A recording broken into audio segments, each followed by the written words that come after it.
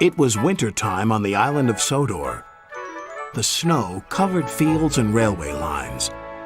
All the engines were hard at work, except Percy.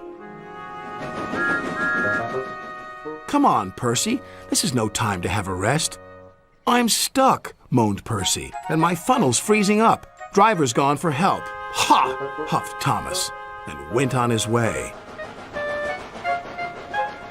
Later, Thomas had to help clear snow by a tunnel, but it was too deep, and he got stuck. Thomas was very cross. "Snow is nothing but trouble," he moaned. Rusty was close by. "Driver says this winter is as bad as the worst winter of all." "How worst?" asked Thomas.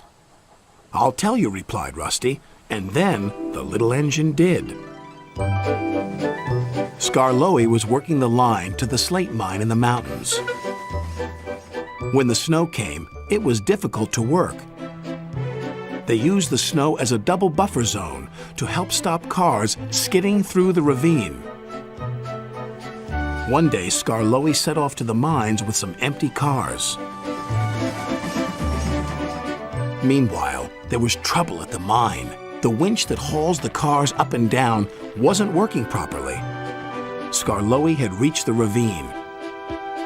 High above him were the mine yards. "That snow looks dangerous," said his driver. "The sound of your engine and the freight cars could cause an avalanche. I'll set off an emergency cap and see what happens." Skarloey watched as his driver prepared it. Then they ran over the cap. The bang echoed around the gorge. Nothing happened. "Good," said his driver. "All's well. We'll have a cup of cocoa and then make our way." But high above them, all was not well. A long line of full cars was about to be winched down the slope. They had just started their journey when some empty cars became derailed. The winch groaned. "Break it! Snap it!" shouted the freight cars. And they did. On, faster, faster," they giggled. "The snowbank and buffers will stop them," said a workman. But he was wrong. The freight cars plunged into the ravine.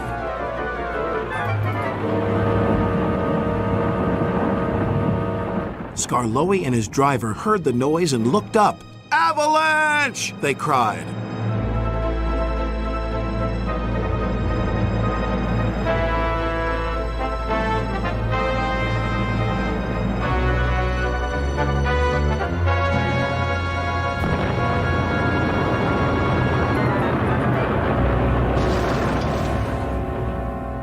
When the snow plume cleared, there was no sign of Skarloey. He was buried deep inside the high drift, blocking the ravine.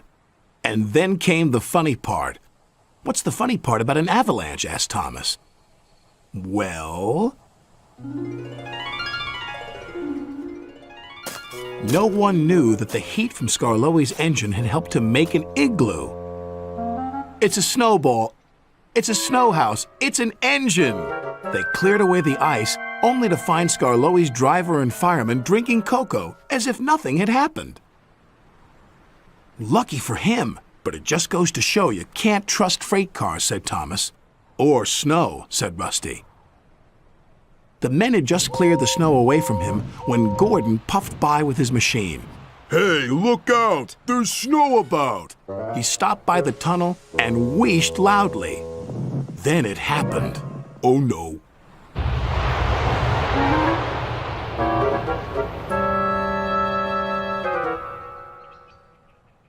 "Help!" cried Gordon. "If Skarloey survived a snowfall, surely a big proud engine like you can do the same," chuckled Thomas. "Paw!" moaned Gordon from within, and then fell as silent as the snow.